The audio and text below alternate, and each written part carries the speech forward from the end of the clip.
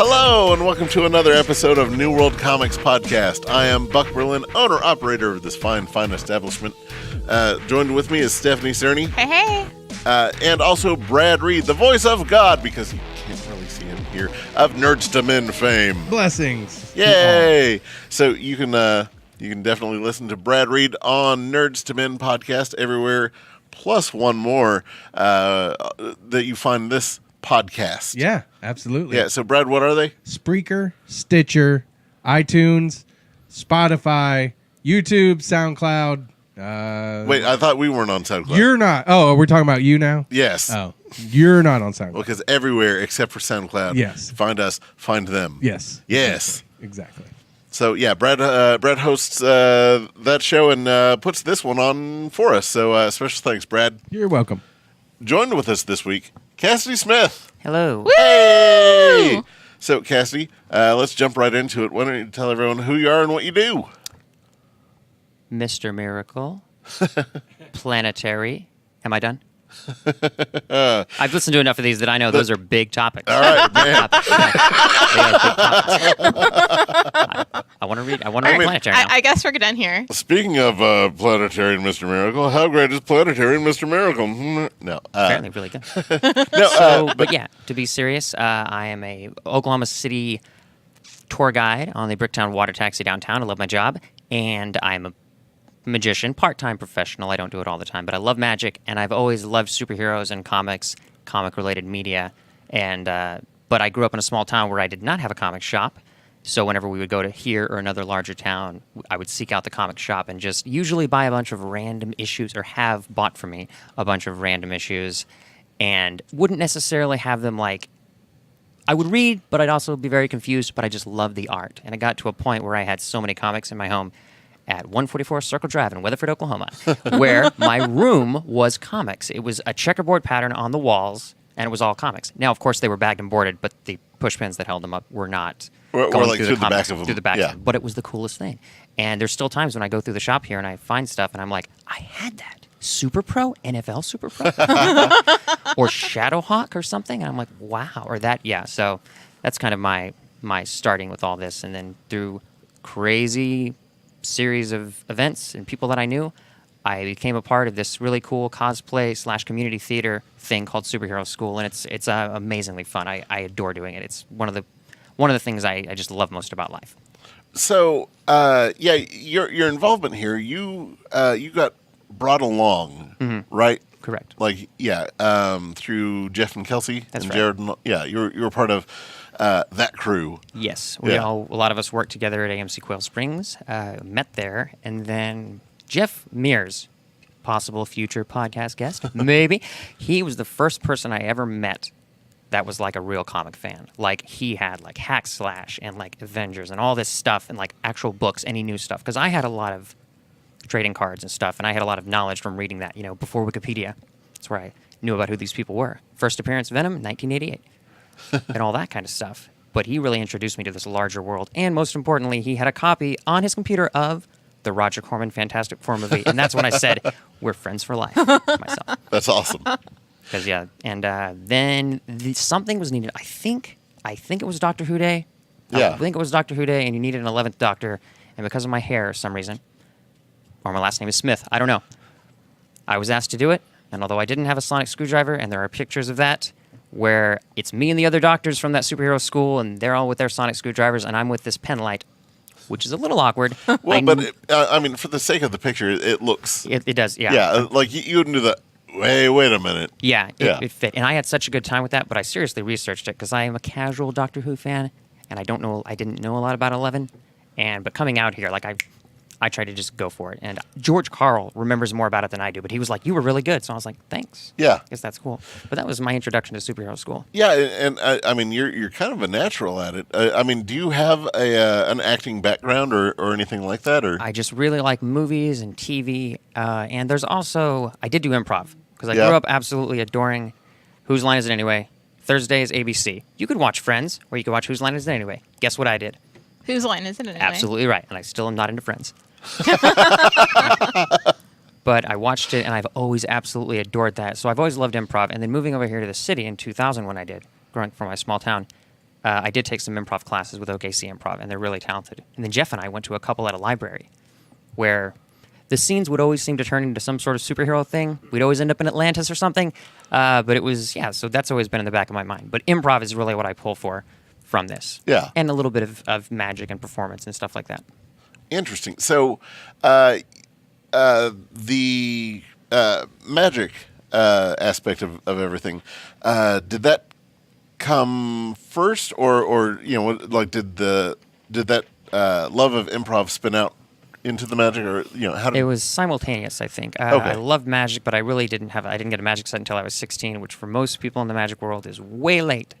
But I did love doing magic and stuff, but I was still pretty shy, kind of an introvert. And then I saw improv, and I was just like, oh my God, this is amazing. You just make stuff up, and people laugh, and people are having a good time. Yeah. So that was really great. So I guess I was into magic first, but I'm not afraid when I do improv because there are no mistakes. It's all yes and. It's all. Oh, there are definitely mistakes. There are times where it's not entertaining, but you don't feel the pressure on stage as much. Yeah. When it's magic, it's like with acting and with other skills. Like, you can make a mistake in superhero school, or I was in a production of The Nutcracker, and that was, oh my God, that was the anti-superhero school. Really? Yeah, it was. I hated it. But Who were you in The Nutcracker? I was Drosselmeyer, though it was an Oklahoma version, and it's a really good production. But like, the person that ran it was very dedicated to what she did. But like, I had no experience in ballet or anything, and I was the only person that didn't. So because Drosselmeyer is a magician, Yeah. So I did do some magic on stage, and I hit my marks. But like, the pressure was there, and there were some big time people that it's a tangent, but there were some big time people they brought in from San Antonio, from like Texas, who were like big people. And I was just trying to be nice to people, and they were like in the zone. So like, it was really. That made me almost scared of real theater because there was just so much pressure. Well, and I mean, if they were acting like that for a first timer, then they're just big jerks. Right. Most of the people that were in it that I was friends with that were on my scenes were great. They were really nice. Everybody, the actors, but these two main people, like the main performers, the ballet people, they were just in their own world.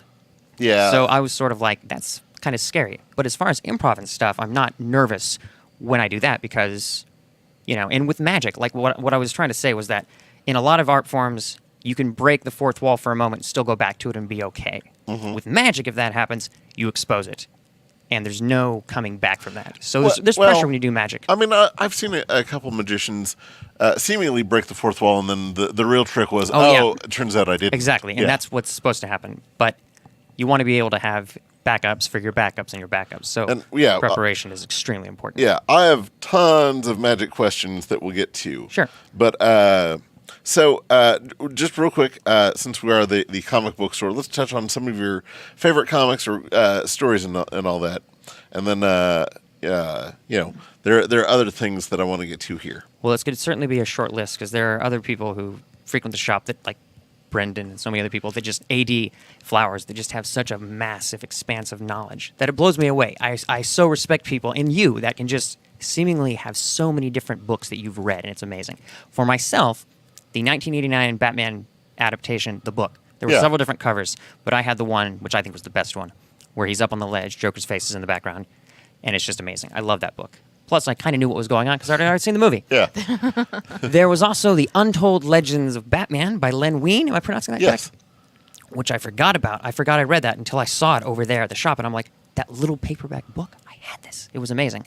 So I read that, and that's where I learned about the original Mask and him, Bruce Wayne, kind of being the first Robin, even though I guess that's not really continuity. Right. And all that stuff, and also going to college, and then eventually Lou Moxon and Joe Chill, like, those are names that I didn't know at the time, and I was like, so it wasn't the Joker? Because my understanding was all coming from the Tim Burton Batman movie, which is amazing. So I was like, wait a minute, but Batman didn't kill because the truck hit him, and Lou Moxon and all this stuff. That was amazing. So that was really one of the first books that I remember reading and getting as a kid. I was like, I get this. I'm not confused. There were some other comics I had where, like, I was like, who's talking? Where's this bubble coming from? I mean, it's going into Watchmen the first time. I was like, wow, this is... Which Watchmen? Good. I definitely read that. I enjoyed that much later on. Also, The Man of Steel, John Byrne. It's because Kmart had a whole bunch of reprints. Oh, the little 20 cents. Yes.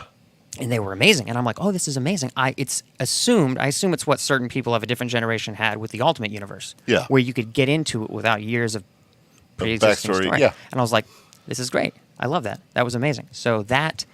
What else? What else did I read? I read a lot of Berenstain Bears. Not comics, but I did read a lot of Berenstain Bears. Well, and So many. I understand you being intimidated by everyone with the they've read all this. It just means that we misspent our youth. No, I'm joking. No, it's to me it's not how much you've read or how much you haven't read it. It's your love of the material. That's a nice really, way to be. That really counts. Well, because there are people that have read way more than you and just really don't get it. They don't appreciate it. They don't have that appreciation. And with a lot of like what you've done in the superhero school, it's you get it. I appreciate that. Thank you. You understand all this. You see where all of this is coming from, and you understand what's important about it and what makes that cool. Yeah, I think, and it's kind of a tangent, but like everybody now is all about. It seems like binging stuff, getting so much information. There's so much out there. You want to know everything, but it's not. You're right. It's not about how much you consume. It's about the quality of it, and if you get it. Like I know people that have watched like Marathon, the TV show Angel, and I don't feel like they connect to it the way that I have, even though I've only seen some of those episodes once. It's right. that connection. Yeah. So I will also say, what else? Marvels. Yeah. Which I knew was Alex Ross because I'm more of a visual person, but I'm going to probably it's mispronounce gorgeous, this. Kurt Busiek? Busiek, yeah. Busiek. That's a great story. And I read that because, again, it's this little window at a time into various parts of the Marvel Universe and all connected and all beautifully illustrated. And then it all comes together from just a sideline character, the photographer, his name is escaping me. But, like, I loved it. I know it was, it's kind of the Kingdom Come thing where there's, like, an outside character. Yeah. But even as I don't know how old I was when I read that, but I remember at the end being like, little Daniel Ketch, he's going to be something. And I'm like, oh my God, that's Ghost Rider. And it was a great moment of being like, I get that independently. I'm not being told that. I'm not being force-fed it. It just comes to me with the fact that that's the second Ghost Rider. Right. Which I think is the second Ghost Yes. Rider. But that was cool. So I loved reading that. That was the first big book that I read where I was like, hey, this is great. I will also say that the reason I love comics to a certain degree is because my dad talked incessantly about Sergeant Rock and The Thing. Those are his favorite characters. And, that's awesome. Yeah, so he had some of those books lying around and Easy Company and all this stuff. So I was like, it's clobbering time. He would say that all the time. Oh my God. Oh my yeah. gosh. And also, wanting to experience other things like Batman 66. I have every issue, though not the Avengers crossover, but I'm going to get that. But wow, that's amazing. Which different Avengers? Right. Steed and Peel. Steed and Peel, yeah. So. Oh God, I love those books. I hope they come bring them back. It's so funny that you bring up Sergeant Rock. Like we've never really talked about Sergeant Rock here, but like I have such a love of Sergeant Rock. Like old war comics. Yeah. Post-war war comics really aren't terribly great except for Sergeant Rock. And the guy that created him. Sorry, I don't mean to interrupt you. No, go ahead. The guy that created him, I'm forgetting the name. Joe Kubert.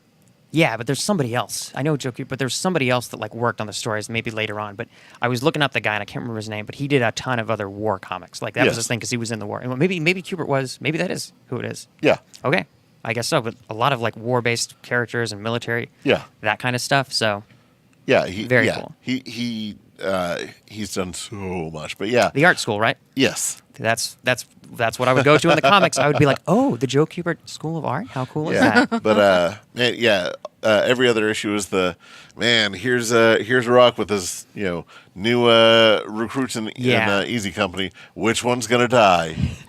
Oh my God. Well, because like the names were never like they weren't given first and last names. At least a lot of them. No, like everyone had like there's Sure Shot. There's yeah. So you kind of knew who was gonna survive. Every now and then, one of the regulars would. Oh, really? Yeah. That's cool. I didn't know that. I've skimmed over some of the episodes, but they were going to make a movie out of it forever. Still hasn't happened. So the earliest movie that they were going to make out of it was Arnold Schwarzenegger. And he's not Frank Rock is not known as being a German Australian. He's American. Yeah. Yeah. So how they were going to explain it was that in World War I, his mom was German, but his dad was American, Yeah. and thus he grew. Okay, Yeah. that's a way of tying it around. Or no, the other way around. Yeah, his dad was German. And, okay. Yeah. So. Interesting. Yeah, which doesn't really make too much sense, but whatever. It was a way to make it work. Yeah, at least it didn't. At least it didn't come out into the world and ruin Sergeant Rock that way. Okay. But yeah. So what you're saying is Sergeant Rock superhero school in the future? I'm joking. No, probably not. Probably not. But before we started this podcast, you were mentioning some of your favorite podcasts and things that you liked about some, and you were like, oh, but what about this and what about this? So. Oh God, I'm forgetting. I'm totally blanking what you're mentioning. No, but you were like Jared, for instance. You've been friends with him for 2000. I knew him in 2003 at the end, really 2004. But I've known Jared Mizell, one of our superhero school regulars, and just an amazingly talented, gifted performer. Like I think he downplays it, but I've known him since 2004 and been friends with him. Like, yeah. Oh, and he's such an amazing person. Mm-hmm. Yeah. There's one also. I was just over there, and there's some Brubaker Marvel title where like there's I think Kingpin with a beard. It looks exactly like him. I thought it was a picture of Jared Mizell. So just a tangent, but really, really cool. But yeah. Like he's just amazingly gifted and talented, and another guy who's read so much literature that really was inspiring to me. But you were saying that you found out things about him on the podcast. I did not know. Yeah, I did not know. I didn't know that you guys went to high school together. Yeah, had no idea there.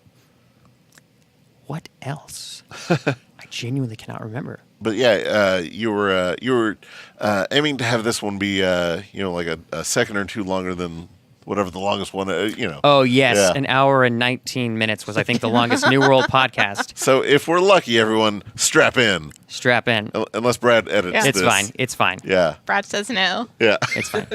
Just want to do the best. I just want to do the best I can. So, yeah, we tried to shoot for around an hour, and then... That's fair. What happens. Like, if we naturally wrap up, I'm not just going to drag it on for the sake of dragging it on. Oh, of course not. Yeah. You yeah. know. Also listen to Carl's, yeah, and I'm like, I knew he went to film school and everything, but I didn't know he was that involved in it. It was amazing listening to him. Oh, yeah. And his experiences. Carl's absolutely one of the most impressive kids we've had come through here. Yeah. Yeah. Which really speaks to, like, how well you run this shop in that, you have employees, but, like, you have such a community of not just customers, but actual family, people that help with certain tasks around the shop that make it possible because, you're not just the owner, you're Buck, and it's a cool thing to have that kind of community. It's like, well, thanks. It's almost worthy of like a book in and of itself. in that, like, there's a real community around here, and it's and that's a good portion of why we do the podcast. It's the everyone sees like the customer general public will come in and see all of you guys, but they don't really know who you are, and Sure. it's a way for them to get more familiar with you all. So that's awesome. Yeah, because I mean, I know that y'all are special, but I want everyone else to see why y'all are special. Heart emoji. So, yeah, that's a big reason for doing this. That and Shillin' Books. Oh yes, Yeah. yes. Love the comic book, so we get to talk about. I love like the magazines that are around places like old Starlogs and stuff, which Yes. I did read a lot of because there's definitely people that can relate to that drought of superhero movies between Superman the movie in 1978, which I was -5, and then anything really good happening until Batman 89. Yeah. And then seemingly everything was going to be good with Punisher and Captain America, and we know how that went. Yeah, it wasn't until Blade came out that And so in that time, you would read Starlog or whatever and be like, oh my God, they're making this, or Wizard. Because Yes. it was a while before I realized Wizard's cast this was fake? fictional. Yeah. It was like, Dolph Lundgren is not going to be in the Star Wars movie? Shocker. Yeah. But at the time, though they got it with Patrick Stewart. With Patrick Stewart as Professor X, Oh yeah, they were on it. That was their first fan casting. Yeah. One Yeah. of my favorite things to do is to go through the old Wizards now and look at because now it's all happened. It's Yeah. all happened. But at that time, it didn't. It could not be done. But that's what I loved about Wizard and stuff. And also seeing if any comics I had were worth anything, which I remember people telling you, hold on to that Death of Superman. That's gonna be worth something. $25 if it's perfect. Oh God, mine's Yeah. not perfect. Mine is far from perfect. But I did read it. I read it, and I was confused. Well, that's what matters more. The confusion. Yes. Yes. And that you read it. It was, what was it? 1993 when it came out, and 2015 I think is when we did the performance, the play. Yeah. So 22 years or so? It was 22 years before I finally understood how it all came back together. Yep. until we did that. I was like, so that's what happened. And that was like a public service that I Yeah. think we did for Yeah. people to help them understand. Even that know video, about that video that Max Landis did still confused me, but I got it from Superhero School. Yeah. You made it kid-friendly. Yeah. Oh man, I forgot about that video. Yeah, which I guess this is the second week in a row that we're doing hey, we can link to that video, which it's, at any given time, it's either our favorite thing that we've all done or the most embarrassing thing that we've all done. I think it needs to go viral either way because there's a lot of good moments in that.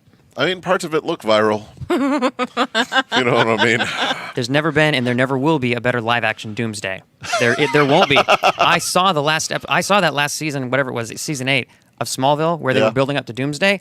Craptacular. Can I say that? Craptacular. Yep. Jared as Doomsday. Good performance. It's Genuinely one of good my performance. favorite masks that I've made still. It's amazing. Yeah. It's so good. I mean, you guys, if you've never been into the shop, say you're listening to this in, I don't know, LA or something, there is lining around this shop, there are these amazing masks that Buck has made that rival like stuff you would see at San Diego. I mean, it's that good. And it's in this relatively small comic shop. It's so much more than just a comic shop. It really is. Yeah, and that's the thing that I really like doing is that we've gone out to the community. We do events in the elementary schools where we do anti-bully programs. We do reading programs. We teach kids just the joy of reading. Talk to them about comic books, that kind of stuff. And we go to other places to do that. It's not just a comic shop. Yeah.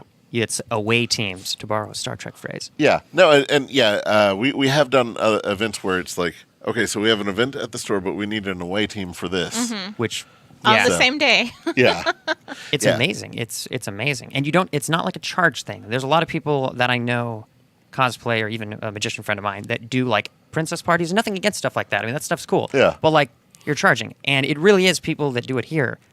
It's the love of it. It's wanting to get them out there. Yeah, and it's that's for the thing right is, reasons. Yeah, we never charge for any of the things that we do, like with the schools. Like it's all free, just because it's us giving back to, using a thing that we get so much joy from, and then teaching others, heroism, kindness. Yeah. Reading to. Yeah, which I'm sure was part of the main reason for superhero school in the first place. Yes. Is to get people to read. But also, like, everybody has a role model, even if the role model does not mean good. Like, you could, have somebody that you're, like, look up to that is not a good person. Like Bender. I don't watch Futurama, I'm sorry. But I know, no. but I love the voice actor. I love the voice actor. But But, like, there's, like, if you have, like, growing up, like, superheroes and people, I wanted to be a superhero when I grew up, and I had a name and everything picked out. I wanted to do good. If I see something that could be, I can't, go save people necessarily, but you can do something good. And having a role model when you're young from comic books or whatever is really important. I think it's, it's really a valuable thing to have heroes, positive people you look up to instead of negative stereotypes and models to look up to. It's important. Right. So, I guess along those lines, what would you say some of your favorite comic movies or shows? Well, funny you should ask. Yeah. This is where I got the knowledge. So, Spider-Man and His Amazing Friends. There were VHSs at Kmart. Weird. There was a Walmart in my hometown, but Kmart had all the good stuff. Kmart had all the good stuff. So we'd go there, and I was like, I got to get this. I got to get whatever money I can because this is like Pride of the X-Men, which was different than the animated series. I Yes. didn't know that at the time. So there was that. There was Spider-Man and His Amazing Friends, where I learned about Mysterio when they were making a movie, Spidey Goes Hollywood, I think. Yep. Super cool episode. So the early superhero comics, Super Friends, right? Super Friends. People make fun of it, but you know what?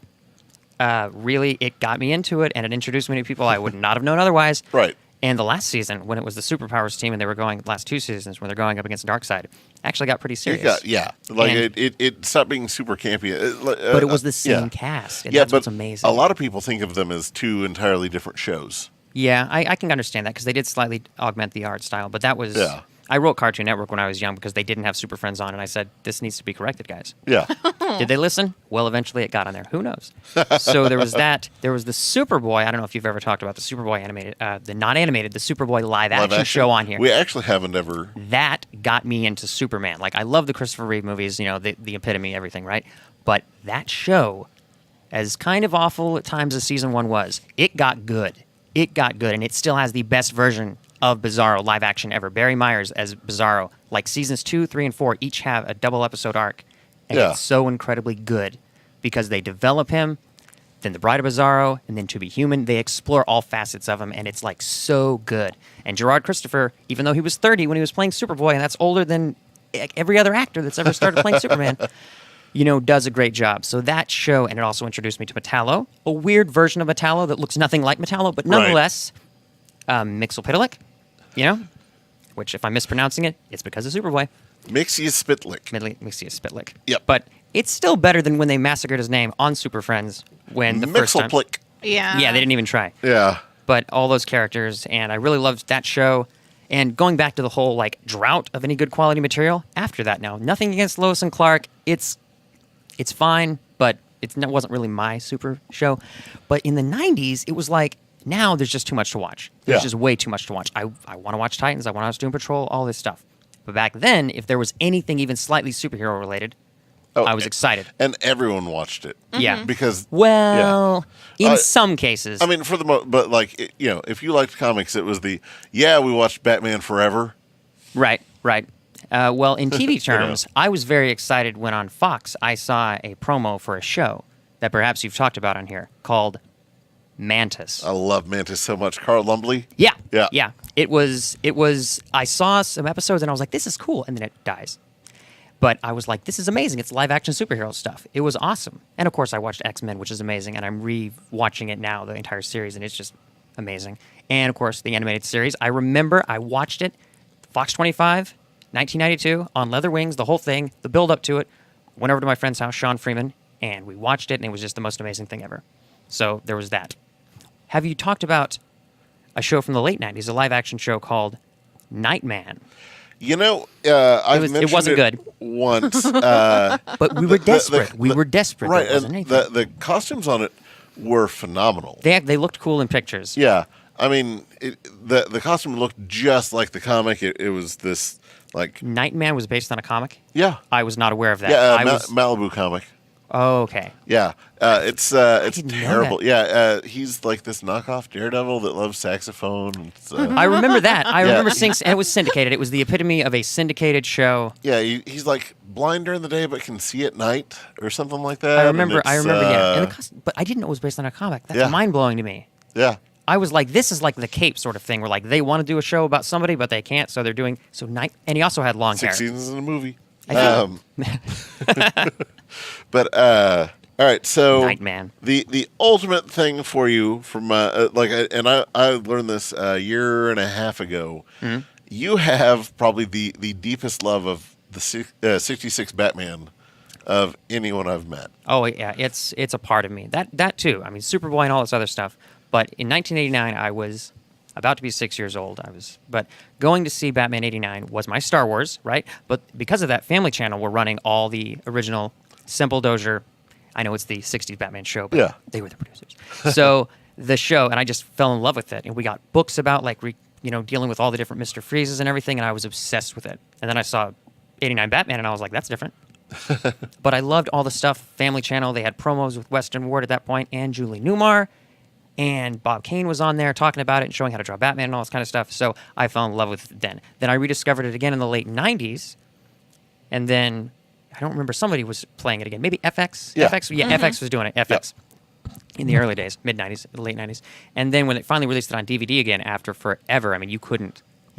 Fox finally got it all figured out. Then I rediscovered it, and I was watching it about 3 years ago, and I was like, this is as good as it was when I was a kid, which does not always happen for different reasons, which is why that show is so brilliant, because as a kid, it's just color and flash and fun, and as an adult, it's somewhat campy, but knowingly so in a very Leslie Nielsen deadpan way, which is not easy to play. Right. And the fight scenes hold up. Most fight scenes from movies 50 years ago, TV shows, not that good. Yeah. But it's the wide lens, it's all the angles, it's the fact that you see either them or the stunt performers really fighting. It's amazing. It's someone said that the secret to the show is that everyone gets it, but no one acknowledges the camp. You just go with it and never. Everybody from Neil Hamilton as Commissioner Gordon, and just that Batman. We absolutely love him. I mean, I feel like there was there was just almost an unnatural love between them. It was but it was Right. really good. And Stafford Rep as Chief O'Hara, and then the Lego Batman when they mention O'Hara, I'm like, oh my god, it's a chick. Yeah. I don't care, it's a lady, it's O'Hara. It was amazing. It was so good. But there's so many good episodes, and they ended with the Zsa Zsa Gabor being a villain. So that's not the greatest way to end your show. But then the crazy thing is, imagine your show being ended prematurely because I guess they wanted to bring it back for season 4, sans Robin, and I'm like, so Wes was like, no. So then 50 years later, after everybody's gone through the whole Dark Batman phase and the fact that the Batman 60s show sucks, everything old is new again. People start to embrace it, the bright night and everything, right towards the twilight of West's career, and you get Return of the Caped Crusaders, Yeah, and you the get animated, Batman yeah. versus Two-Face, and I'm sure most people have seen it, but if you haven't, what are you doing? They're amazing. The greatest Batman movies of the last 11 years? Well, probably... maybe 11 years since Dark Knight, are Lego Batman, Return of the Caped Crusaders, and Batman vs. Two-Face. Yeah. And I even like Dark Knight Rises, but it's not in those other levels. Yeah. It's not even close. They're so good. That's awesome. Shatner as Two-Face. I mean, come on. What more do you want? It's brilliant. It's really, really fun. It's so fun. It's Yeah. so fun. So, I want to talk about your superhero school involvement. Sure. Since Dre has kind of backed off from his involvement, you've kind of stepped up and become Mr. Superhero School around here. I've been in a lot of them. There was a 6-week period last year where I wasn't in one, and my life was sad. But it happened naturally.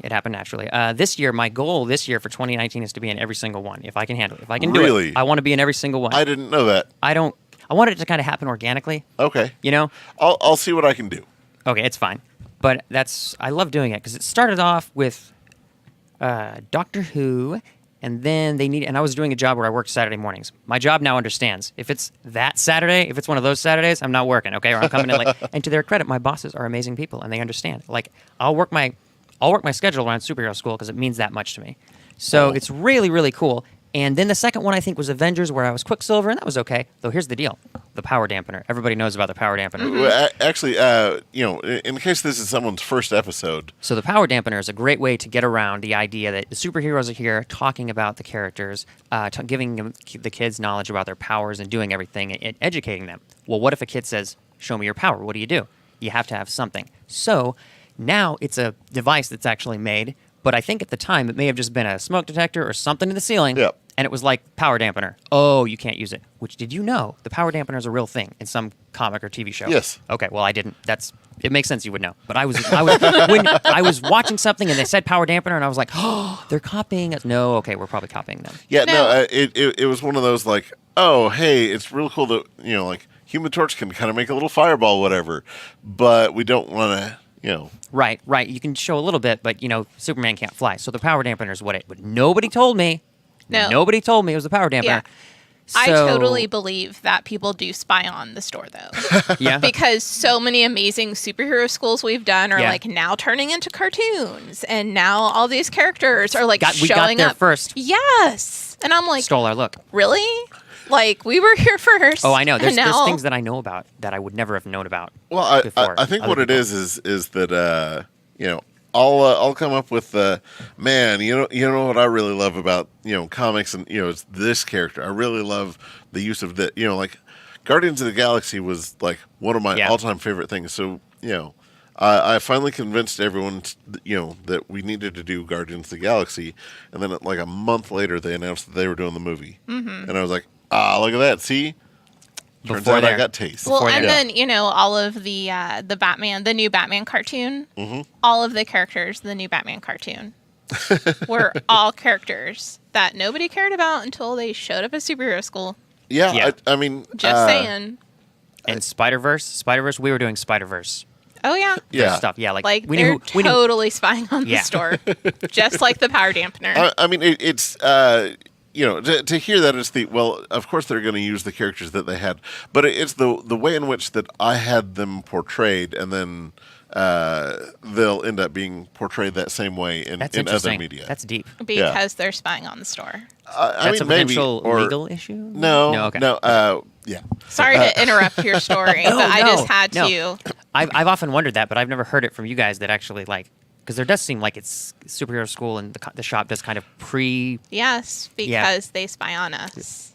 I mean, Hollywood listen, Studios. I just think that it's luck that all the things that I love and the way that I love them are now coming out into the way things are. Like, It's I mean, cool, though. You know, listen, if people are spying on the shop and whatever, I don't want credit. Just keep doing all the fun Well, stuff. I want them to send us some money. That's no, it's not about the money. It's about the love of the stuff. Give us, Or swag. Yeah, Swag. Yes. please I put like out some Mr. Spider-Gwen. Miracle. Use Mr. Metamorpho. Miracle. Please, more Metamorpho. Red Metamorpho. Tornado. Oh man, we yeah, need Red Tornado Tornado. stuff. He was Zatanna. really good in Superhero School. Oh my god, I love Red Tornado so much. David. So back to your story. Oh, Yep. so Sorry. nobody, since it was my second superhero school, nobody told me there was a power dampener. I was unaware of this. So I'm in the back where the TARDIS, and that TARDIS is amazing. It's been here for like ever, and it's still standing, even though it's held together by It's barely holding. Yeah. It's like, yeah, Gosh. it's crazy. So, That but it's poor amazing. TARDIS. So we're back there, and I'm like, oh, Flowers. I'm like, Flowers, you're going to go out there and introduce us, and I'm going to come out there as Quicksilver, and I'm going to run around the shop, the perimeter of the shop, and everybody else is going to be slow. And they're going to be talking like, oh, look this. And they're not going to know because I'm so fast. Little did I know there's a power dampener, and I was going to look like a complete idiot. So I do that. And then I run out, and I'm running really fast, and Flowers is doing it. And he's like, and now Quicksilver. But nobody else is. And in the video, everybody's just like, what? This is stupid. And then I come back around, and, that was kind of weird. But I learned about the power dampener because everybody afterwards was like, oh, there's a power dampener. That's not a thing. Thanks. But you know what? I love the people that do superhero school here because there's none of that intimidation of like, oh, you're a fair weather fan. You're only here when the thing's popular No, or something. yeah. Everybody's super welcoming. I mean, you guys could easily just be like, no, you're not. No, like this is the most welcoming. This and the Magic Club, ironically, are the two like most welcoming organizations I've ever gone into. Yeah. That are just like you're very open and you're not like I'm judging you and you can steer somebody in the right direction or you. Well, right, It's a and- non-judgmental zone. Yeah, and I mean, like I mentioned that Dre isn't able to be as involved, and we're not like, oh well, Dre left. Yeah. No, he's busy. got- Life got happens. things. Yeah. And then, like, when he shows up, When we're he shows like, up, oh my gosh, it's- Dre! We know it's gonna be like good. he never left. Yeah. Yeah. Yeah, So- it's Exactly like we right. start up right up Yeah. on the next beat. So. But it's a great family of people that come in here and people that have done cosplay. And some people are more are probably more comfortable out here than others performing. But there's just a lot of people that have so much knowledge that they can give the kids. People that understand the role model aspect. Law, who just has the most thankless job. Law and Hazel, who have the most thankless job. Putting up with me. And just that their Yes. job is to keep everything. Perhaps I think you're a pretty nice guy, but. Though at first I didn't think you liked me. I thought, I don't know, there was something. I felt like at first I was like, I don't know if I'm really fitting in there. I really doubted that. There are very few people in this world that I don't like, There. and Thank you. for the most part, if I don't like it, you'll catch on real quick. Yeah. Yeah. Because even if somebody has an idea and you let them know that's probably not a good idea, you do it in a way that's understanding. It's really supportive. It's incredibly supportive.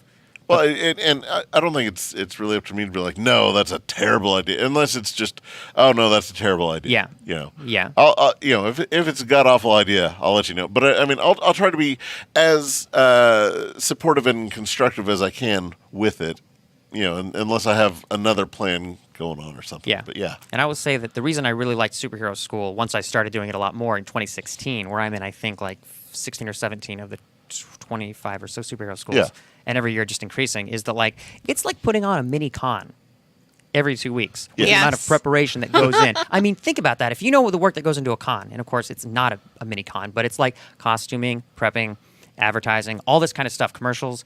You're doing that every 2 weeks, and it's been that way, I think, without missing anything since 2012. Yeah, That's nuts. And some weeks are every week. Some months are every week. yeah. Yeah. Like Yeah. Avengers. We've missed 1 week, but we made up for it because of the ice. But yeah, we've never missed a week. I mean, that blows my mind. I mean, I think it's tough enough for me to organize like a Magic Club meeting every month. So to do that every 2 weeks. I mean, that's kind of how the group that we have with Superhero School became the group it is because we get people that are reliable. You know, Yeah. if someone became unreliable, they kind of caught on and phased themselves out or whatever. Right. Just because it starts and ends at a time. Everyone else relies on that person, and then no one wants to let each other down. So then, Yeah, it's you pick people up, which is also part of the story. Like it's not just like a Sesame Street, lesson, life lesson stuff. But if you can input that in there to the kids that are seeing it, yeah, we typically do. One of the rules that we always start off with is be nice to the heroes and the supervillains. Oh, yeah. Because if you're nice enough to the villains, They can become- eventually they'll become a good guy. which is that's a great story. That's Yeah. an amazingly good story, and those are some of the best like episodes of X-Men and stuff and cartoons that I would watch. Is everybody, and I'm sure in comics, when the bad guy maybe starts to come over there and you start to see layers. I mean, Yeah. even as a kid, you understand that hey, that's not normal, and it feels good. It may not last, but it feels good. Like Shredder teaming up with the Turtles because Yeah. he's got amnesia or something. That's a cool moment. Yeah, just because someone makes a sad choice doesn't mean That they always make sense. There are certainly some characters that make sad choices. Yes. But that's cool. So I think just about superhero school in general, I just love it. I love it. I love what it does for the community, and I love getting to explore and act and learn about characters. It's great. I love it. Who's your favorite characters that you've been? Oh, so many. Gosh, yeah, you've been so many. Batman 66 when I finally got to be Adam West. Oh, that was amazing. And there was a small turnout for that superhero school, but it was amazing. And I still have ideas for other things to do. Like but what? absolutely, like the fight that we did at the beginning, where we actually had little. I cut out cardboard. Oh, the Yeah, it was helmet, like yeah. Automatopoeias, and we ran out. Ow, And yeah. Kyler was Robin, Christine was Batgirl, did a great job. And then it was cool. It worked out well because it wasn't just Batman 66 superhero school. It was Midnighter and people from the universe. Yeah. And so Nightwing came out, and I was like, old chum, and all this kind of stuff. It was great. I love that one. I love being Electro because I was sort of torn on him. I'm like, I don't know a lot about him. And I looked up like when he was voiced in cartoons and he's just generic bad guy. Yeah. And then I was like, wrestling. Sometimes that's helpful. Look into the world of wrestling. Yeah. Ravishing Rick Rude. I'm going to play it that way. And that one back in 2017, I love that. The kids were hating me. It was a total heel. I absolutely adored that. I was feeling the electricity. It was amazing. When you let me be Hartnell, when you let me be the first Doctor at superhero school at Doctor Who in 2017, Yeah. I wasn't too sure about this because sometimes with Buck, you're like, it might be a stupid idea. So what do? I go back to Batman Returns and I think, Sean Young, when she went to the lot, she went to the Warner Brothers lot in order to convince Tim Burton to let her be Catwoman, since she was originally cast as Vicky Vale, and that all fell through. So she dressed up as Catwoman, didn't get the part, but I thought, I'm going to go up there, I'm going to drive up to the shop, dressed up as William Hartnell, first Doctor, walk into the door and act like I'm the first Doctor, and I was missing, and I was like, I'm just going to go to my TARDIS, I'll be back, or my friend will be back in a minute. I come out, and you're like, yeah, I think that's a good idea. So that was amazing. It wasn't superhero school, but it got me into superhero school as the first Doctor, and I got to do a whole monologue. So Yeah. I love being the first Doctor. So, who are your least favorite characters that you've been? Ultron, because the costume was it was a Zentai, and you cut a hole in it for me, which I appreciate. Yeah. But on the outside was a foam, foam. We have really the helmet stone- right yeah. there. It's beautiful, but it's actually Yeah. a helmet within a helmet. So it's a helmet within a helmet. Plus, there was a Zentai on me and Yeah. all the other stuff. And at the time, I was like, I hate this. Yeah, you can show the inside since it's camera looks Yeah. super high tech. It's amazingly well designed and everything, but as I come, and that Ant-Man was a great superhero school. I mean, Thank we you. live in a world where there's an Ant-Man superhero school. Yeah, typically I make my own helmets, but that one was an Iron Man pattern. Oh, that makes I sense. That makes sense. monkeyed around with. But yeah, But at the time, I was just like, I was burning up. I was seriously getting sick. And so I went behind the shelf and just lay down or sat down for a second, came back out, and I was okay. But looking back on the video, and that's what I love, is you have videos recording what you do well and how well everybody does. I'm Yeah. like, we actually did good. George and I, as Hank Pym, we had a thing going on. It was a good superhero school. But at the time, I was like, God, this is horrible. So you never know. You never know how it's going to be perceived. right. So Ultron's your least favorite just from a comfort standpoint. Yeah, but the performance was fine. Yeah. So say I fix the costume, like he's back on. Yeah. Has there been anyone you're like, I never want to do that again? Like you just dislike the character so much. No. I would never not dislike a character. Like, I think every character can be made to be good. There are ones that I haven't done as well. I wasn't a great Gambit, but I could do it again, and I could do well. But I didn't. And Kelsey, my girlfriend, my wonderful, lovely girlfriend Kelsey, and Jeff, my best friend, they still joke on me like, "Oh, he's the Gambit." Like, and I'm like, I 'cause did the you got best I wrong- could. Yeah. It was kind of tough, but oh my gosh, I'm thinking you just did the Leaper voice. yeah, Yeah. it was a Batroc voice. Oh my gosh. But I love being Batroc. That one was such a memorable. I was a crappy Will-O-the-Wisp, and I won worst costume for that. Which that was when you won best and worst. Yeah, Yeah. but with Will-O-the-Wisp, he's one of the worst characters. So you did. I agree. You did exactly what I wanted you to do. But if you saw the costume, I don't know if there's Well, a way to put the picture Oh. out. There is. You can see the picture right here. But you put your Zentai on backwards. Well, no, Which I really well, know that I've done it since, and it was on purpose. Yeah. But in that case, it wasn't. It was a baggy zip. You saw it. Yeah. The hair was horrible, and I was just like, I felt like I looked like crap, so I performed like crap. I guess I don't know. In my opinion, you did everything that I expected of you Thank for you. this character. Thank you. Because he is, there aren't many. His name characters. is Will-O-the-Wisp. Yeah. You can't make Will-O-the-Wisp a cool character. There- His yeah. name's Will-O-the-Wisp. If you look at the Spider-Man comics where he first appears, they're Mm-hmm. like, and the new breakout character. Breakout character. Yeah. But he is hot garbage on the page. Like, he's never Yeah, had he's a good kind of a story. mess. Yeah, and it was because with the superhero schools, I always try to have like your A-list characters. Like, course. here's your Captain America, your Thor, your Iron Man. But I also want your Z-list characters. Yeah, Oh, I and want- those are the most fun. She's my right. God. Stephanie's absolutely Yeah. right, because you can expand and you can sometimes fill in the gaps that they don't simply have. Like Fisherman was awesome. I love being a fisherman. Oh, and the guy that walked up was like, Aquaman's like my favorite, and you all do such a great job with these Mm-hmm. things. I didn't think that anyone would be fisherman, and you had one, and he nailed it. I loved him. It's because, and you were nice enough. It's because I was looking up Aquaman because I wanted to be an Aquaman day. Because if I see the list for superhero school, I'm like, I'm not in this. I got to get in this. that's really what I do. Well, and I and- looked over. yeah. Oh, I'm sorry, I didn't mean to interrupt. Oh no. With a lot of that, people will ask to be in it, and I typically don't want to shoot people down, but try to keep the cast to a regular size, so it's not just bloated.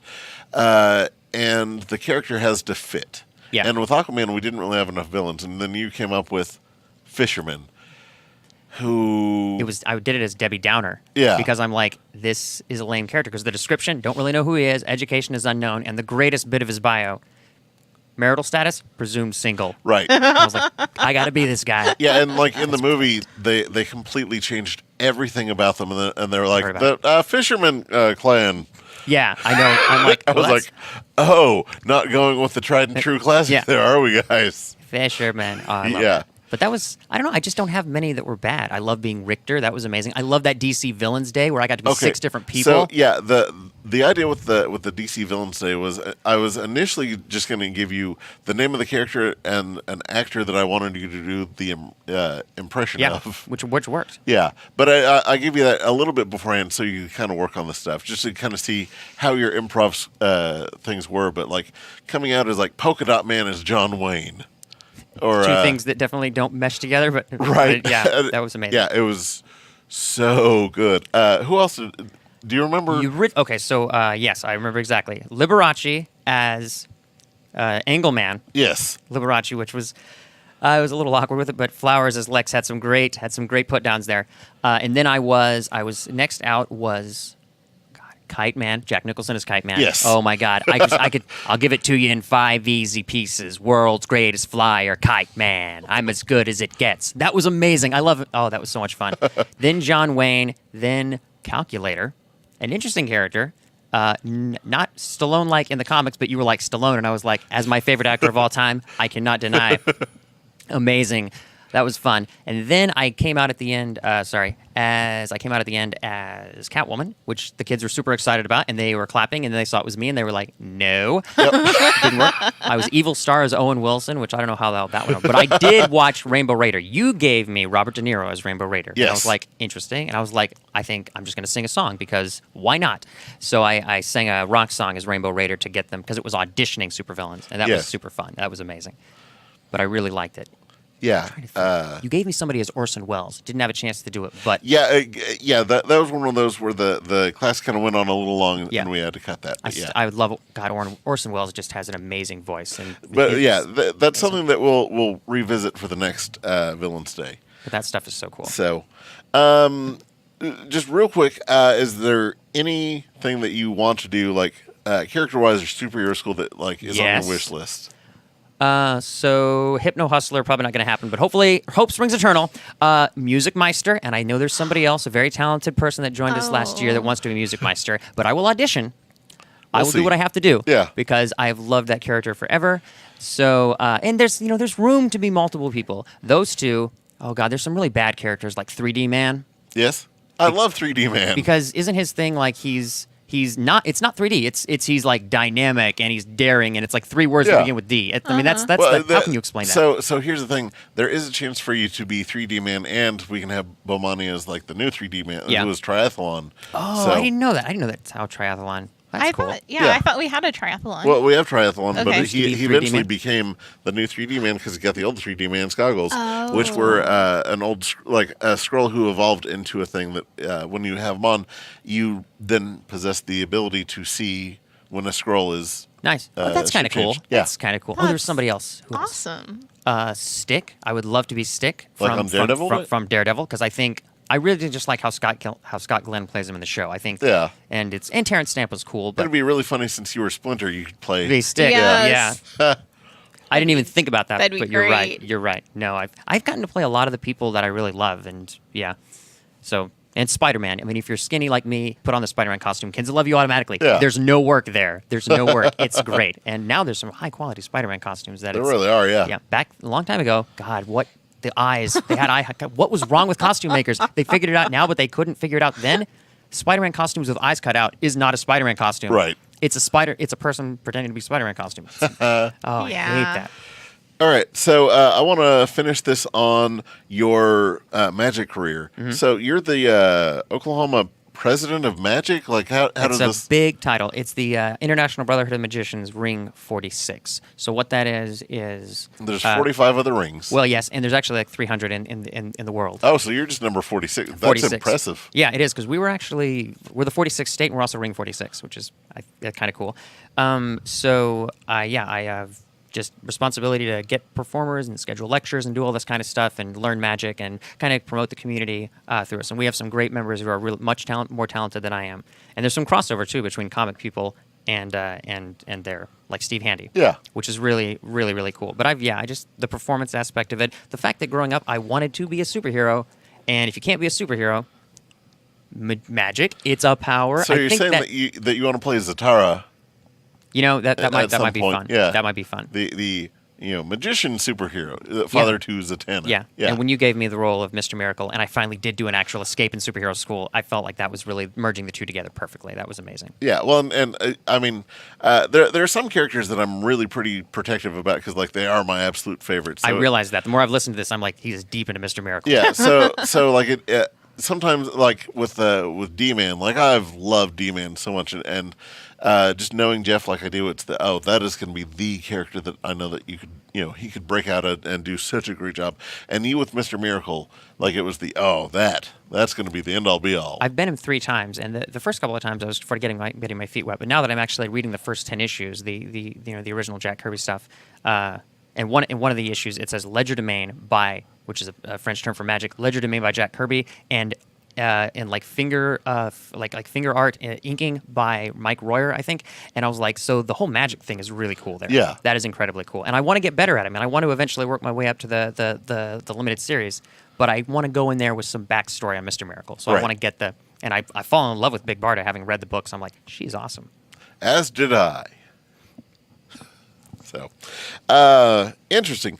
So, what are some of the quick things when you see someone setting up for a magic trick? Mm-hmm. Is there any time that you're like, oh, this one's this guy doesn't quite know what he's doing, or is there like man, guys, hold on, we're in for.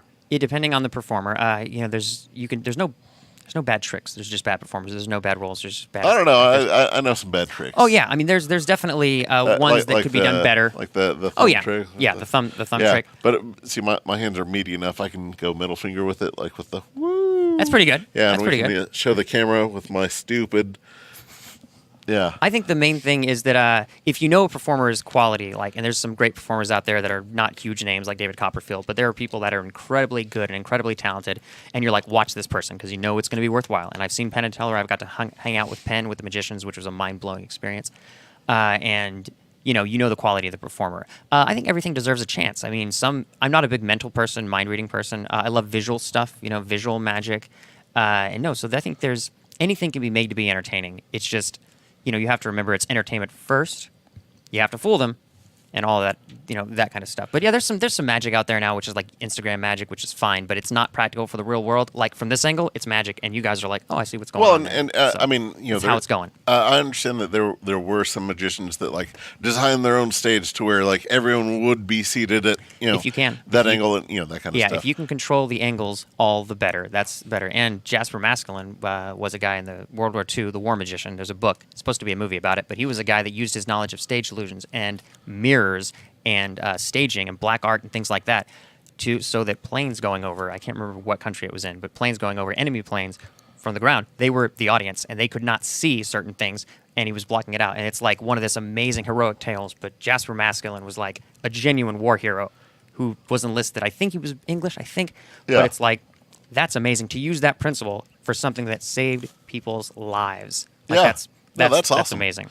So, with your approach to magic, you're more into the tricks and the showmanship than say the mentalism or whatever. Yeah, Like, but that's amazing though, because people believe that. People do believe, and that's not just like people that are super religious. It's like people that are very analytical and smart that can be fooled by mentalism, and that's why most mentalists, if they're decent people, do not claim to have real powers. It's like, I am using psychology and things like that. Yeah. But people will believe it because that's more believable than actually causing something to vanish. There has Right. to be a trick. But could you actually use extrasensory perception? People buy into it. So, are you skilled in that in any way, or did you just kind of do that's a whole nother subject? I do some mentalism, but it's blended in. And if you do mentalism in between magic, it's clear. I have a great friend, Max Krause, that does a really good show here locally, and it's a small plug there. But he balances it, so it's like you're not really believing he's reading minds, even though it's amazing and it's impossible what he's doing. You understand it's magic.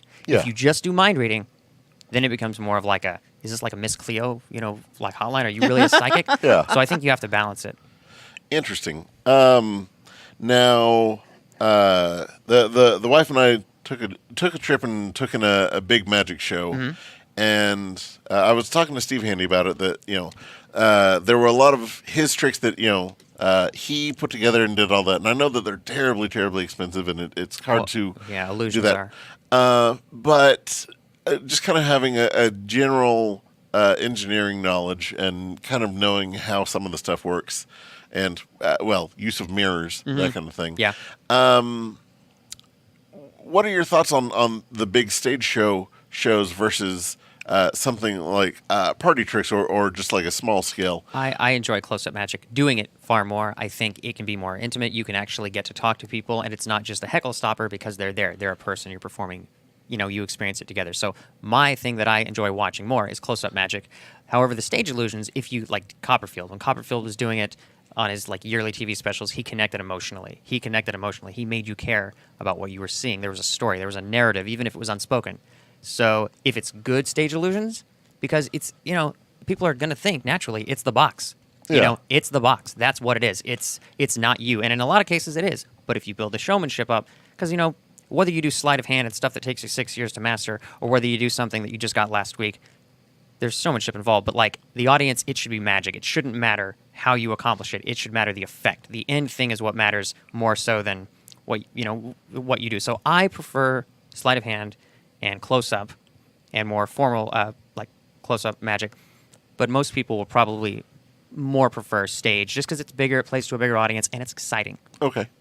But that's not to say people don't understand or they're not sophisticated. People enjoy close-up magic. There's just people's perception of magic is generally the stage magician. It's the Houdini. It's the larger-than-life Howard Thurston character. That's the archetype. So, who are some of your favorite magicians that people should look into, or I guess in addition to, who are some people around town?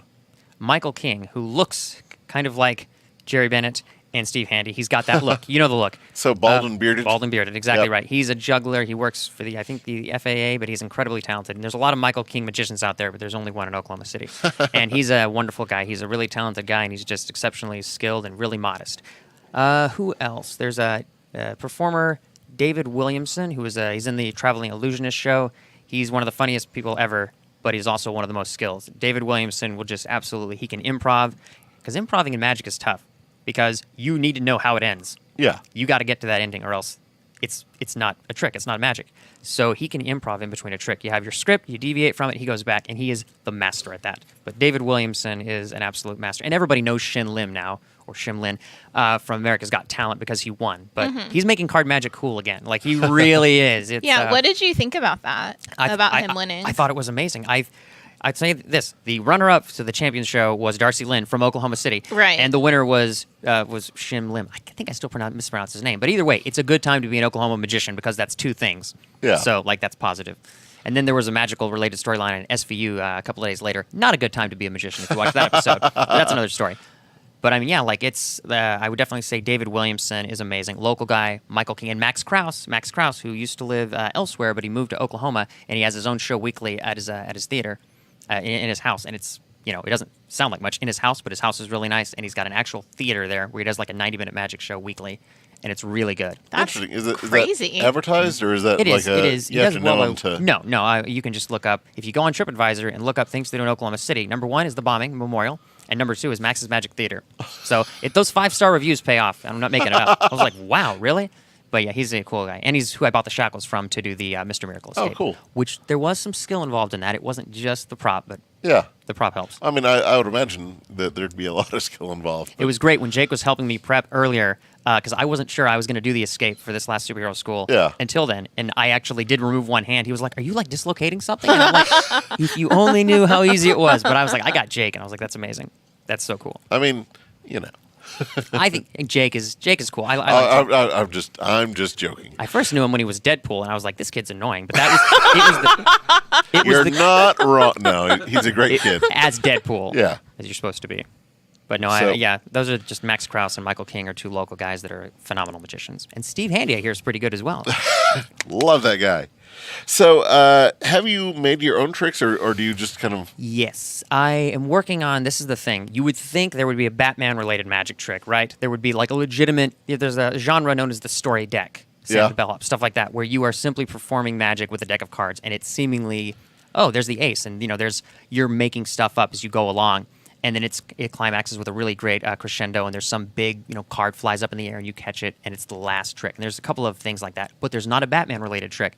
And my goal, there's a lot of other tricks that I do and I want to put my spin on, but the story deck magic trick, in context of this Batman story, should be easy because you got the Joker, you got the Ace of Spades, which kind of looks like the bat symbol, somewhat, and you've got all these other possibilities that I really want to explore. So I know it can be done. I absolutely know it can be done.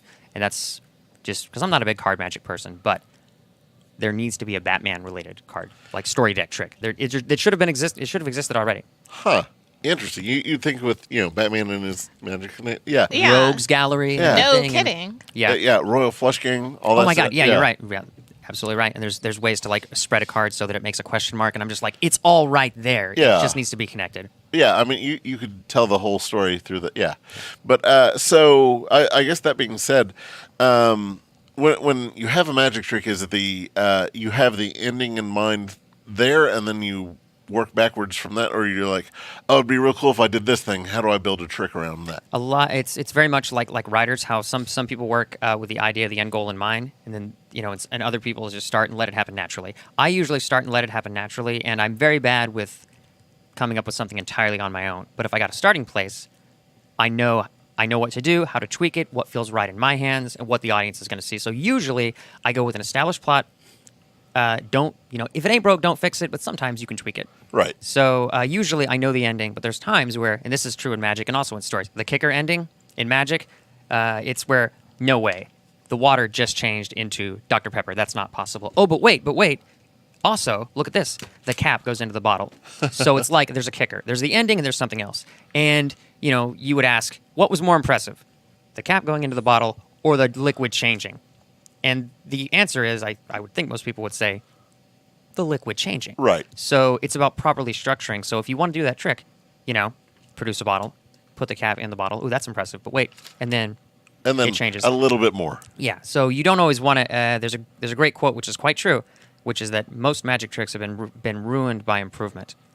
Because if Houdini escapes from a straitjacket upside down, what makes it better? If there are snakes on the rope, it's like, does it really make it better? Maybe, it's like going too far, knowing when to end.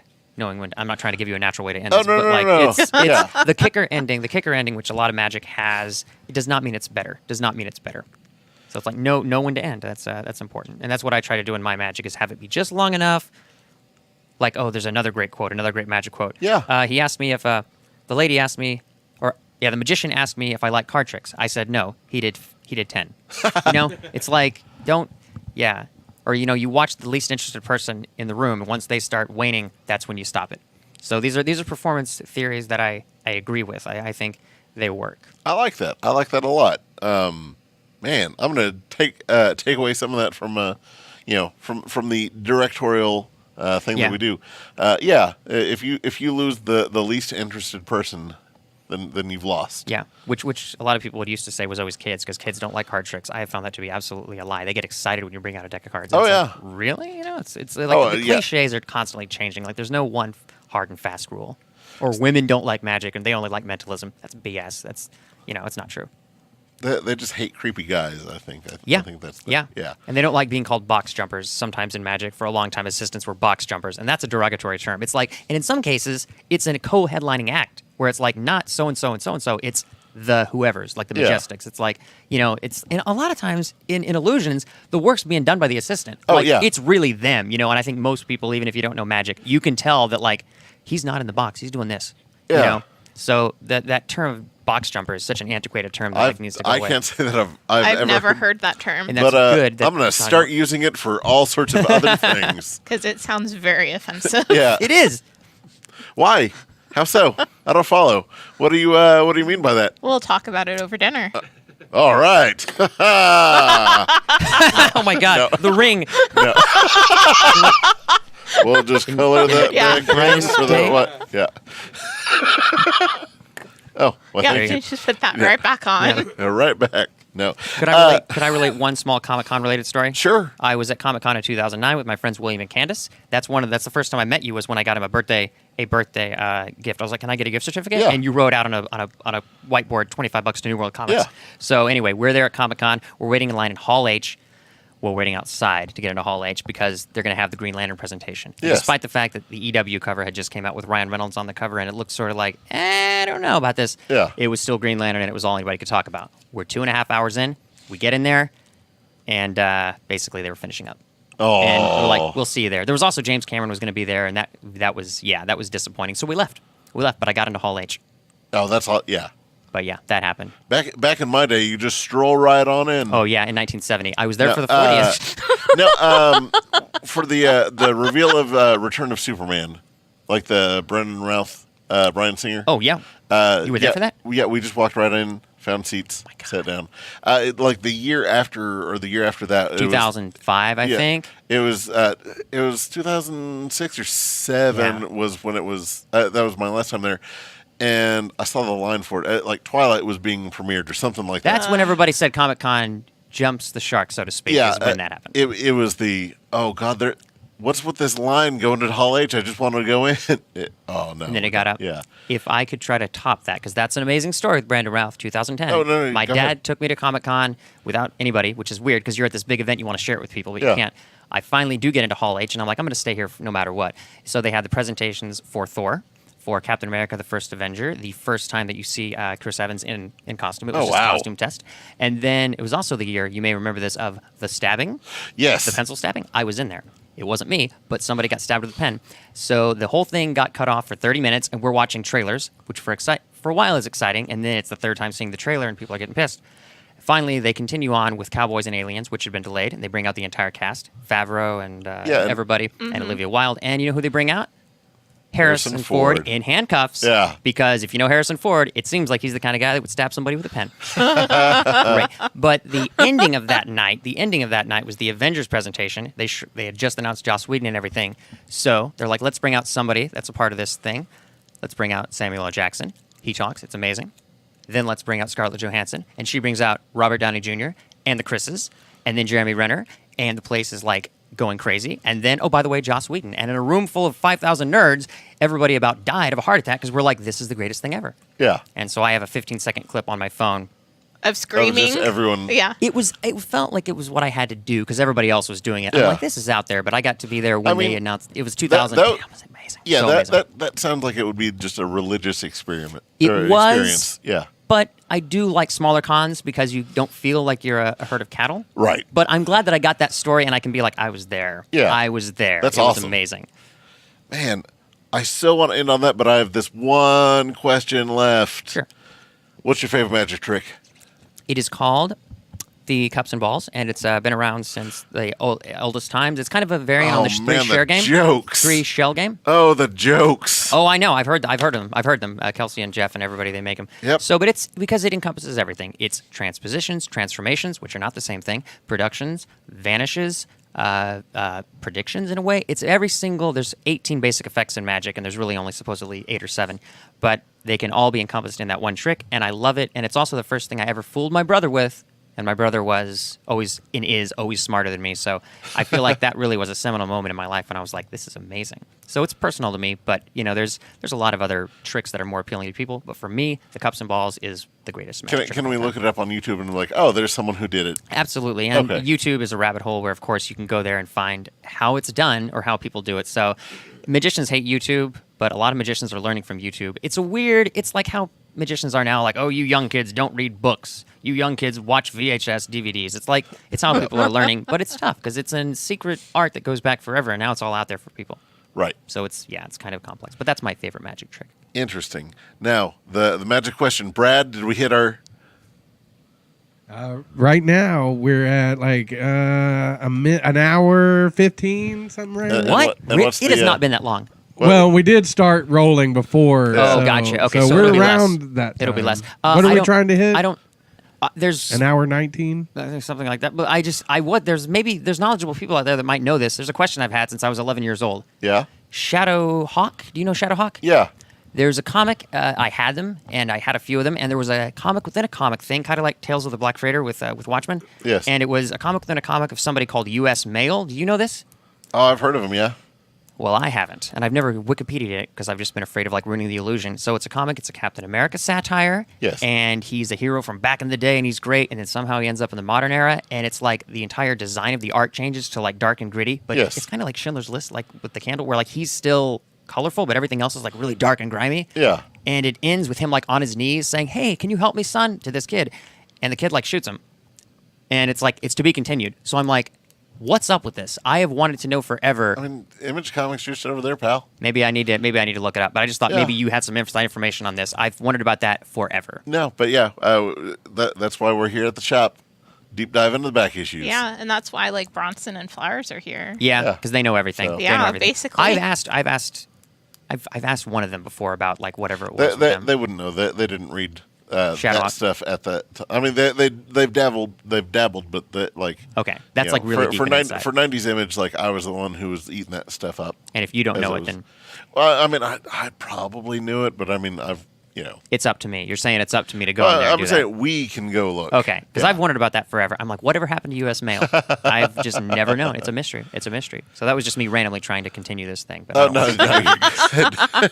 it was in the back of my mind. I'm sure that we can intersplice that later on or Okay. earlier on, whatever. So it's not like that. And how long? So I think that we're gonna have that wrap it up. Cassie, thank you so much for being part of this, and I you know. appreciate it. Stephanie and Buck, Yes, thank you Stephanie, both. thank you so much for being here again this week. And Brad, thanks for hosting this thing. You're very welcome. And you can find Brad and me and this guy named Cameo on Nerds to Men weekly. The same places that you found this, which are Facebook, Spreaker, SoundCloud. What are the Stitcher, Spotify. Spotify is our big one. Oh yeah. Yeah, We yeah. shall YouTube. Spotify and YouTube's And Facebooks. Yeah. and Facebooks. All right. Thank you all very much, and we'll see you all next week. See ya.